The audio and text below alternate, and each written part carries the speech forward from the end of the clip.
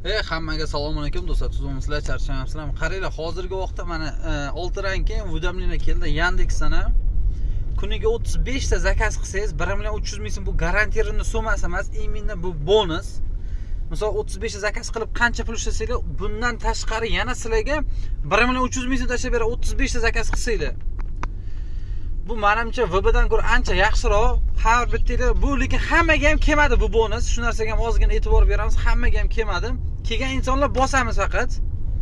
Berilgan bo'lsa, hozir menimcha VB kerak emas sizlarga.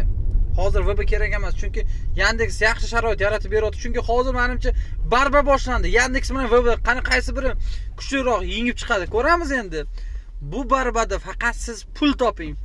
Bular stradat qilib turib pulni yo'qotsin, biz maza qilib pul topaylik bolalar. Hozirgi vaqtda VBni to'xtatib turamiz.